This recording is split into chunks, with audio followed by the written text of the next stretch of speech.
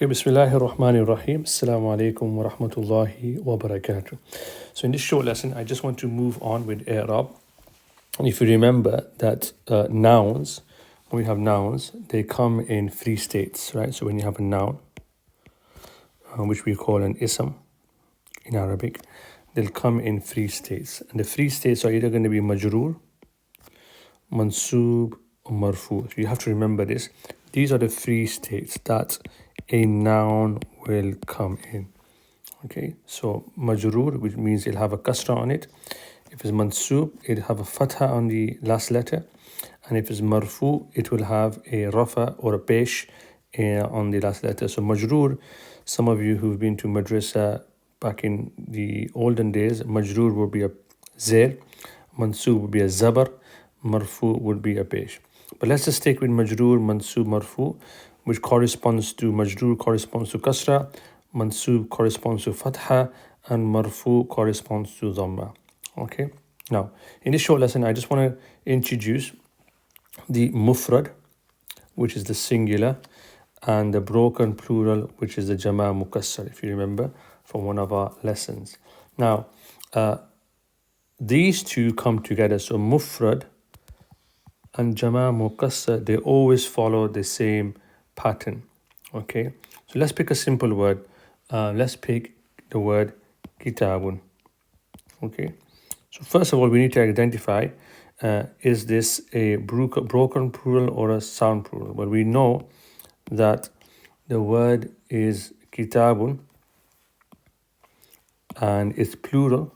So its plural is jama' would be kutubun.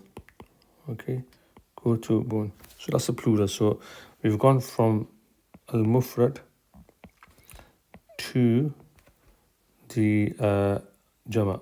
Now we need to work out what type of jama' is it. Is it a broken one or is it a sound one? Well, if you look at the word kitabun carefully, when we make it into a plural, kutubun, we've broken it because the formation letter is a ka, ta, alif, ba. If you look here, it's a ka, ta, or kaf, ta, and a ba. Right? So we know straight away that this is a broken plural. Okay, so we just to recap, that's how it works. Okay, a broken plural. So that's called a jama' mukassar. Okay, so it's very simple. So let's go back to the original word, kitabun. Now, kitabun, if it's in a state of marfu', the last letter will have dhammatain on it, dhamma on it. And there's no alif lam here, so it's dhammatain. When it's mansoob, it will have a fatha on it, right?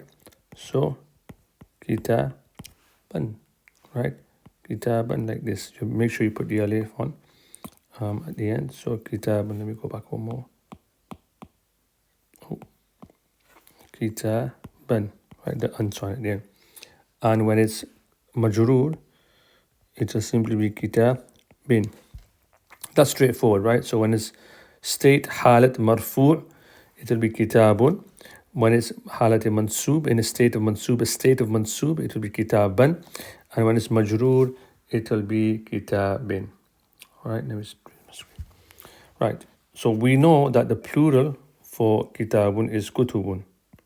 Right? Oh, let me just get my pen ready. Oh, my pen's not working right now. I've changed the color. Okay, so the plural is kutubun. Kutubun. Okay, because it's in dhamma, jama' mukassar. Remember, the mufrad and the jama' mukassar follow the same pattern. In halati mansoob, it will be kutuban. Kutuban. Straightforward, right? And majroor, it'll have a kasra at the end, so it'll be kutubin. Kutubin at the end. So that's all you need to know for Irab right now. Very straightforward. All you have to remember is singulars will always follow this pattern. Al-mufrad will always follow this pattern. And the jama' mukassar is his brother, and so he follows the same pattern as well. So whenever you have a broken plural, in halat rafa, marfu, it will be like this. Kutubun, kutuban, kutubin. And in singular, kutubun, kitabun, kitaban, kitabin. I hope that makes sense. I'll go through an example in next video using the Quran for you, inshallah.